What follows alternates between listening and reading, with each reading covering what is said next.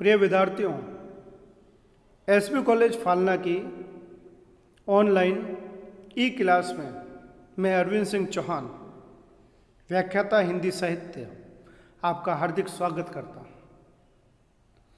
प्रिय विद्यार्थियों, आज हम बीए थर्ड ईयर के फर्स्ट पेपर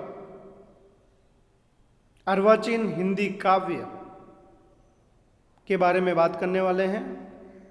चर्चा से पहले मैं आपको सामान्य जानकारी दे दूं कि हम जिस हिंदी साहित्य के प्रथम प्रश्न पत्र की बात करने वाले हैं वो हिंदी साहित्य का फर्स्ट पेपर है और यह प्रश्न पत्र 100 अंकों का तथा 5 इकाइयों में विभाजित है।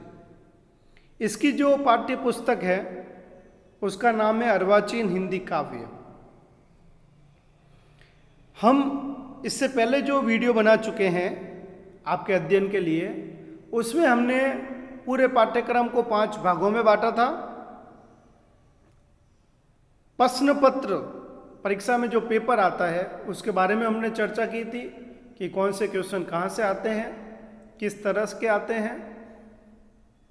भाग ब और स 3 भागों में जो पेपर आता है उसके बिंदु हमने देखे भी थे।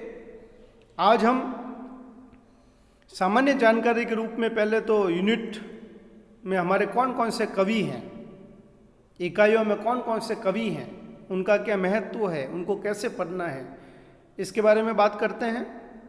उसके उपरांत ये कवि आधुनिक काल की कौन कौन सी काव्य धाराओं में हमें मिलते हैं उसकी बात करते हैं। हमारा पाठ्यक्रम 5 भागों में है। उसमें जो पहली यूनिट है, पहली इकाई है, उसमें हमें 2 कवि पढ़ने हैं। दोनों कवि प्रसिद्ध हैं। एक का नाम है मैथिली शरण गुप्त और दूसरे का नाम है जयशंकर प्रसाद। यूनिट 2 की बात करें तो हमें पुनः 2 कवि पढ़ने हैं, सूर्यकांत त्रिपाठी निराला और सुमित्रा नंदन पंत।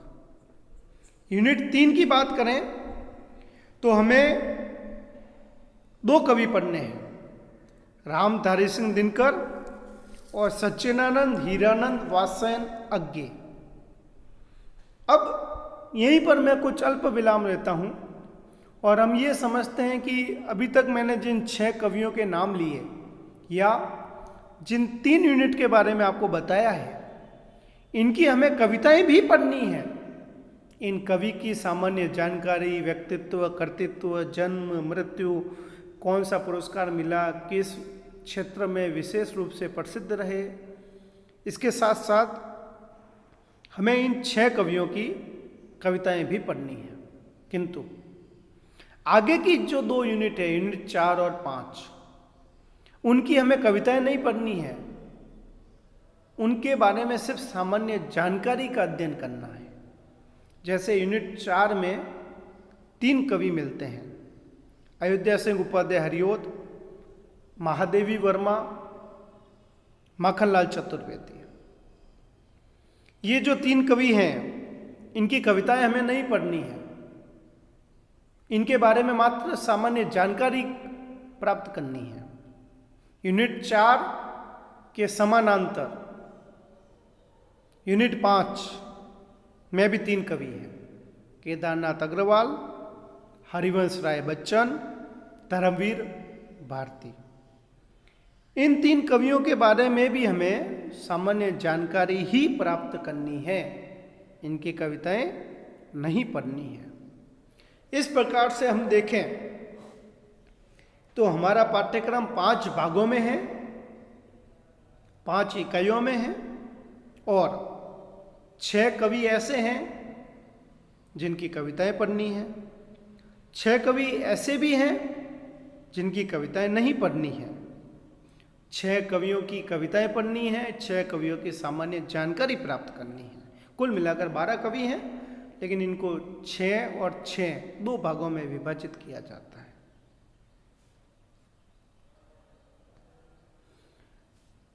अब हमें आज की ई क्लास में ये मुख्य ध्यान रखना है कि हमारे जो ये 6+6 12 कवि हैं, ये कौन कौन सी काव्य धाराओं में मिलते हैं, ये क्यों प्रसिद्ध हैं, इनको कौन सा पुरस्कार मिला, इन्होंने कौन सी पुस्तक लिखी, इसके बारे में।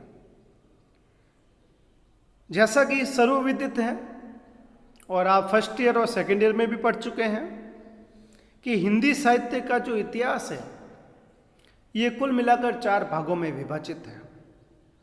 आदिकाल, भक्तिकाल, रीतिकाल और आधुनिक काल। आधुनिक काल 1843 से लेके वर्तमान ईस्वी तक चला। इसे हम 1900 से वर्तमान विक्रम संवत का समय भी बता सकते हैं। आधुनिक काल को कुछ विद्वान वर्तमान काल भी कहते हैं और कुछ विद्वान गद्य, कहानी, नाटक, संस्मरण, रेखाचित्र, उपन्यास की प्रमुखता, प्रधानता के कारण इसे गद्य काल भी कहते हैं। यह आधुनिक काल अलग अलग भागों में विभाजित है। इसकी कई काव्य धाराएं हैं, जिसमें से पहली काव्य धारा भारतेंदु युग के नाम से जानी जाती है। इसका समय 1843 से 1900 ईस्वी रहा। कुछ लोग इसे पुनर्जागरण युग भी कहते हैं, पुनर्जागरण युग। भारतेंदु युग का जो नामकरण है वो भारतेंदु हरिश्चंद्र पर रखा गया, जो अपने समय के बड़े साहित्यकार, युग परिवर्तक कवि रहे। भारतेंदु का जन्म 1850 ईस्वी में हुआ। ये उत्तर प्रदेश के काशी से संबंध रखते हैं। इनके पिता हिंदी साहित्य के प्रकांड विद्वान रहे, जिन्होंने प्रसिद्ध नाटकों की भी रचना की। गद्य की बात करें तो भारतेंदु हरिश्चंद्र ने कई तरह के नाटक, निबंध, एकांकी, प्रसन्न, व्यंग्य परक रचनाएं की। आधुनिक काल में गद्य का प्रारंभ करने वाला, गद्य का प्रवर्तन करने वाला, गद्य का जनक, हिंदी गद्य का पिता भारतेंदु को कहा जाता है। भारतेंदु ने जहां एक तरफ कविताएं लिखी, वहीं एक तरफ गद्य भी लिखा, किंतु इनके पद्य की भाषा, कविताओं की भाषा ब्रज भाषा थी, जबकि गद्य, नाटक, निबंध, उपन्यासों की भाषा इन्होंने खड़ी बोली हिंदी रखी। इन्होंने अपने समय की प्रसिद्ध पत्रिकाओं का संपादन भी किया, जिनमें कवि वचन सुधा, हरिश्चंद्र मैगजीन, 2 पत्रिकाएं भारत के हर कोने में प्रसिद्ध रही। इन्होंने अपने समय के साहित्यकारों और अपने विद्वान मित्रों को मिलाकर एक मंडल, जिसे भारतेंदु मंडल भी कहा जाता है, उसका निर्माण किया, जिसमें उस समय के विख्यात साहित्यकार बद्री नारायण चौधरी प्रेमगन, प्रताप नारायण मिश्र, राधा कृष्ण दास, ठाकुर जगमोहन सिंह जैसे साहित्यकार भी रहे। इन्होंने हिंदी भाषा का परिष्कार, परिमार्जन तथा व्याकरण निर्माण भी किया। इसी कारण आधुनिक काल का पहला युग, जो 1843 से 1900 ईस्वी तक चला, भारतेंदु हरिश्चंद्र के नाम पर रखा गया। किंतु हिंदी साहित्य इस महान विभूति को कम समय में ही खो देता है। भारतेंदु हरिश्चंद्र मात्र 35 वर्ष की अवस्था में ही स्वर्ग सिधार जाते हैं और इनके अधूरे कार्यों को पूरा करते हैं द्विवेदी युग के प्रवर्तक, द्विवेदी युग के बड़े भारी व्यक्तित्व के धनी महावीर प्रसाद द्विवेदी। द्विवेदी युग हिंदी साहित्य के आधुनिक काल का दूसरा युग है, जो 1900 से 1916 ईस्वी तक चला। इसे कुछ लोग जागरण सुधार काल भी कहते हैं। महावीर जी और उनकी पत्रिका सरस्वती हिंदी साहित्य के सभी विद्यार्थियों और विद्वानों का प्रिय विषय रहा है। महावीर जी ने अपनी पत्रिका सरस्वती के माध्यम से हिंदी गद्य का, हिंदी भाषा का, हिंदी के नए कवियों का उद्धार किया। महावीर जी के दो शिष्य मैथिली शरण गुप्त और अयोध्या सिंह उपाध्याय हरिओत रहे। गुरु से आगे चेला भया, यह पंक्ति इन गुरु शिष्यों पर बिल्कुल खरी उतरती है। महावीर जी के दोनों शिष्य, जहाँ मैथिली शरण गुप्त प्रसिद्ध रहे, उन्हें आधुनिक काल का तुलसीदास कहा गया, वैसे ही अयोध्या सिंह उपाध्याय हरिओत को आधुनिक काल का सूरदास कहा गया। मैथिली शरण गुप्त अपनी भारत भारती काव्य रचना के कारण आधुनिक काल में हिंदी के प्रथम राष्ट्र कवि माने जाते हैं। वहीं अयोध्या सिंह उपाध्याय हरिओत अपने महाकाव्य प्रिय प्रवास के कारण खड़ी बोली हिंदी के प्रथम महाकवि माने जाते हैं, और इनका प्रिय प्रवास खड़ी बोली हिंदी का प्रथम महाकाव्य उपमा से सुशोभित है। महावीर जी के साथ मैथिली शरण गुप्त और हरिओत ने मिलकर तत्कालीन समय में हिंदी के नए कवियों हेतु आदर्श स्थापित किए, नैतिकता की आधारशिलाएं स्थापित की। इन्होंने हिंदी भाषा का सुधार किया, हिंदी का व्याकरण निर्माण कर उसे स्थापित करने का प्रयास किया। जहां भारतेंदु युग में कविताओं की भाषा ब्रज थी और गद्य की भाषा खड़ी बोली थी, इस अंतर को महावीर जी, गुप्त और हरिओत मिलकर समाप्त कर लेते हैं। द्विवेदी युग में आते आते काव्य की भाषा भी खड़ी बोली, कहानी उपन्यासों की भाषा भी खड़ी बोली रही, और इनके ही प्रयासों के कारण भारत जब आज़ाद हुआ तो भारत के संविधान में राजभाषा खड़ी बोली हिंदी को बनाया गया। और आज हमें हिंदी का अध्यापन कराते हुए, आपको हिंदी का विद्यार्थी होते हुए गौरव का अनुभव होता है, क्योंकि हिंदी हमारे भारत की राष्ट्रभाषा है, हमारे उत्तर भारत की मातृभाषा है। लेकिन इस हिंदी में भी खड़ी बोली हिंदी का उपकार करने वाले महावीर जी रहे। महावीर जी के द्विवेदी युग के उपरांत आधुनिक काल का तीसरा युग आता है, जिसे हम छायावाद युग कहते हैं। छायावाद युग हिंदी साहित्य का स्वर्ण युग माना गया।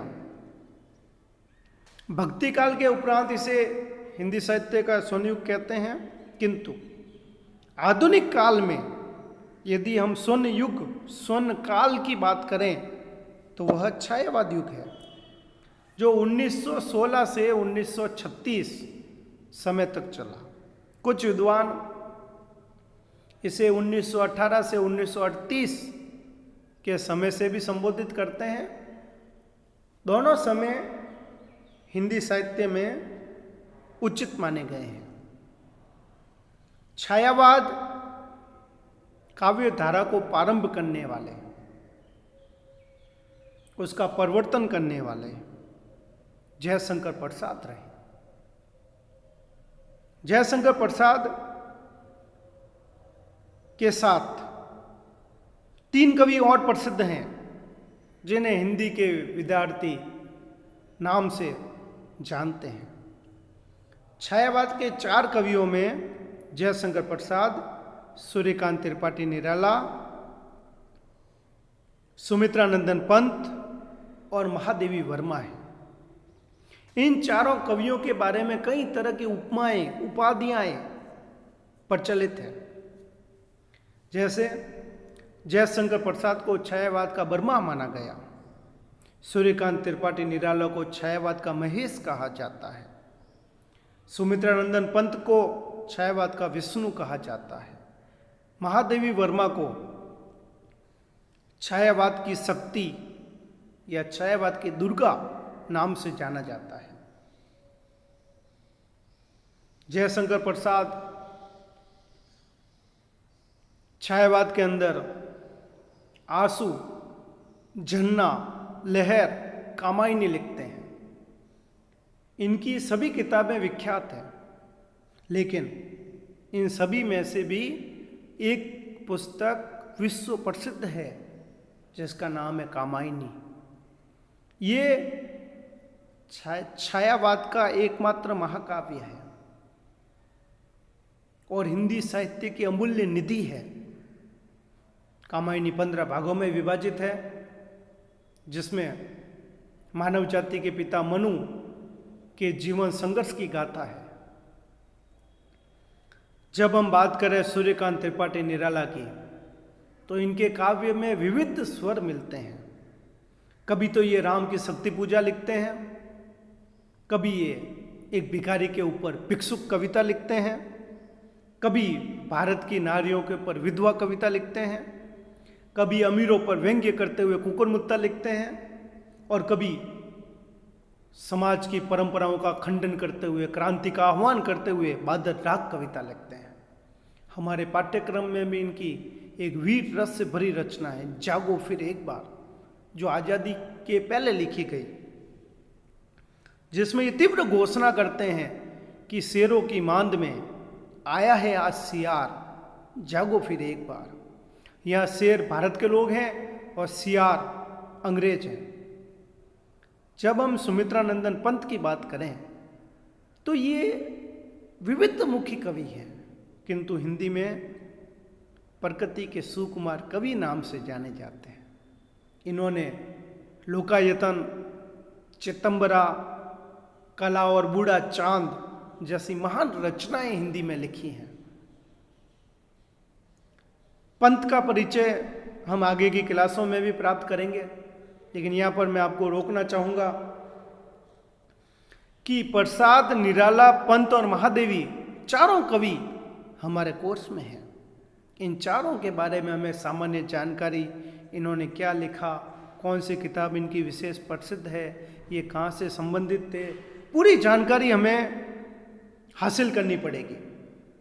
अब अंतिम कवि की बात करूं, छायावाद के कवयित्री के रूप में महादेवी वर्मा। महादेवी आधुनिक काल की मीरा भी कही जाती है, क्योंकि इनका काव्य पीड़ा का काव्य है, विरह का काव्य है, वियोग का काव्य है। एक तरफ इन्हें छायावाद की शक्ति भी कहा जाता है, एक तरफ इन्हें मीरा भी कहा जाता है, एक तरफ इन्हें दुर्गा भी कहा जाता है। और महादेवी के बारे में अधिकांश विद्यार्थी परिचित हैं। महादेवी किसी परिचय की मोहताज नहीं है। मैं नील भरी दुख की बदली, कल उमड़ी थी आज मिट चली। महादेवी की ये पंक्तियां हर बच्चे की जुबान पर है।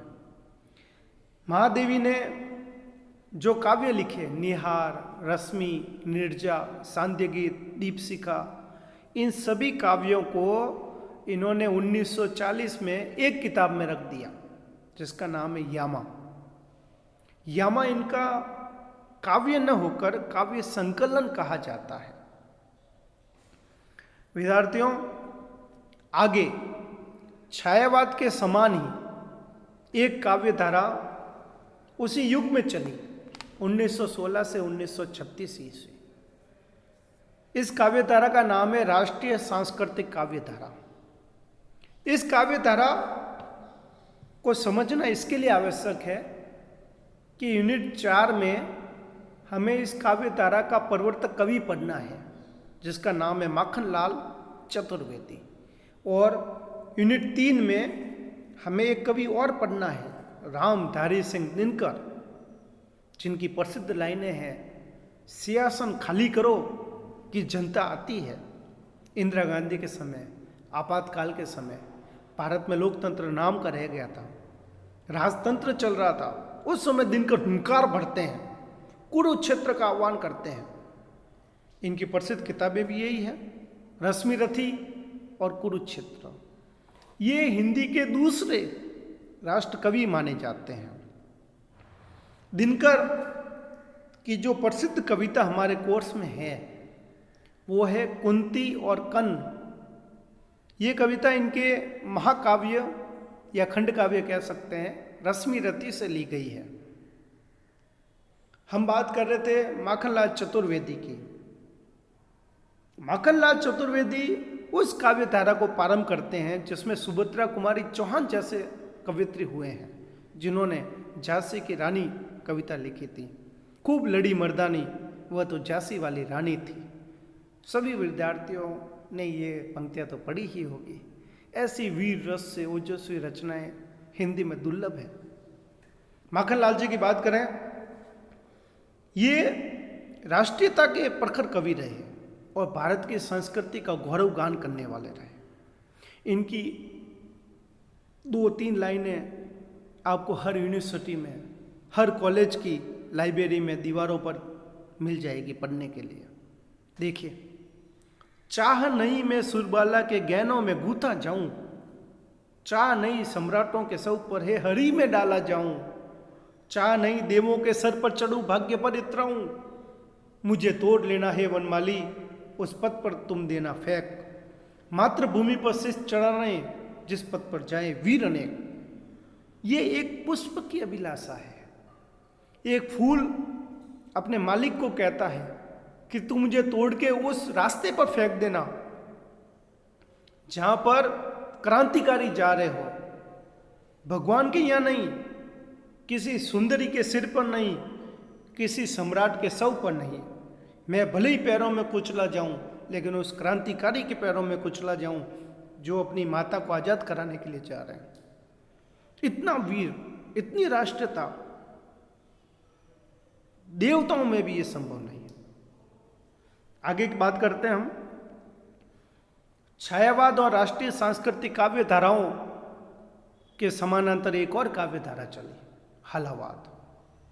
इसका समय भी वही समय रहा, 1916 से 1936। हालावाद का नाम लेना इसके लिए आवश्यक है क्योंकि इनके जो हालावादी कवि हैं वो हमारे कोर्स में हैं। नाम है हरिवंश राय बच्चन। ये अमिताभ बच्चन, जो बॉलीवुड के महानायक अमिताभ बच्चन हैं, उनके पिताजी हैं। और इनकी बहुत ही प्रसिद्ध कविताएं मधुशाला, मधुबाला, मधुकलश। इनका जीवन प्रेम और प्रणय का जीवन रहा। इन्होंने अपने जीवन संघर्षों को अपने काव्य में भी लिखा। इनकी पंक्तियां मधुशाला की कुछ स्लाइड में दी गई है, आप उसको पढ़ें, आनंदित महसूस करें। हम आगे चलते हैं। हालावाद के प्रवर्तक हरिवंश राय बच्चन, मधुशाला, मधुबाला, मधुकलश, इन्होंने शेरो शायरी के रूप में ये रचनाएं लिखी हैं। आगे बात करते हैं हम छायावाद के उपरांत जो काव्य धारा चल रही, उसका नाम है प्रगतिवाद। प्रगतिवाद कार्ल मार्क्स से प्रभावित रहा। कार्ल मार्क्स कहता है कि विश्व के मजदूरों एक हो जाओ। वो समाज को 2 भागों में बांटता है, अमीर और गरीब, और गरीबों का भरपूर समर्थन करता है लेकिन अमीरों का तीव्र विरोध भी करता है। वो रक्त क्रांति का आह्वान करता है और कहता है कि एक व्यक्ति के मरने से यदि 99 व्यक्ति सुखी जीवन व्यतीत करते हैं तो उस एक व्यक्ति को तुरंत प्रभाव से मार देना चाहिए। रक्त क्रांति। हिंदी में जो मार्क्सवाद की विचारधारा थी वो प्रगतिवाद के रूप में ग्रहण की गई। भारत के राजनेताओं ने इसको साम्यवाद के रूप में ग्रहण किया और हिंदी के कवियों ने इसको प्रगतिवाद के रूप में ग्रहण किया। लेकिन ये मार्क्सवाद भी हिंदी में ज़्यादा नहीं चला क्योंकि ये लोग गांधी के विरोधी थे, अहिंसा का नाम भी सुनना पसंद नहीं करते थे, हिंसा का भरपूर समर्थन करते थे, जो हमारे भारतीय संस्कृति, परंपरा और वातावरण के अनुकूल न हो पाने के कारण शीघ्र ही नष्ट हो जाती है। समय भी देख लीजिए, 1936 से 1943, कोई विशेष बड़ा समय नहीं है हिंदी का, लेकिन इस समय भी इन्होंने गरीबों की आवाज उठाने का जो कार्य किया वो अतुलनीय है, महान है। कवि है नागार्जुन, प्रसिद्ध कवि। लेकिन हम बात करेंगे केदारनाथ अग्रवाल की, क्योंकि केदारनाथ अग्रवाल हमारे पाठ्यक्रम में है। इनकी मुख्य किताबें हैं नींद का बादल, फूल नई रंग बोलते हैं, युग की गंगा। और इन 3 किताबों के अलावा आपको एक किताब तो याद रखनी ही है जिस पर इनको साहित्य अकादमी पुरस्कार मिला, वो है अपूर्वा। आगे चलते हैं।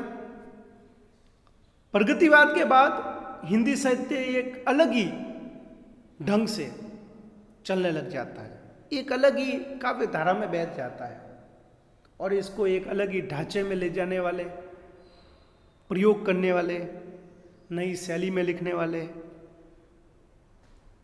सच्चिदानंद, हीरानंद, वात्स्यायन, अज्ञे। परीक्षाओं में अमूमन अज्ञे का पूरा नाम पूछा जाता है। अज्ञे हिंदी में युग परिवर्तक कवि रहे। इन्होंने प्रयोगवाद के साथ नई कविता का भी प्रतिनिधित्व किया। इन्होंने प्रयोगवाद का प्रारंभ अपनी पत्रिकाओं के द्वारा किया, जिसमें प्रसिद्ध है ताड़ सप्तक। इनकी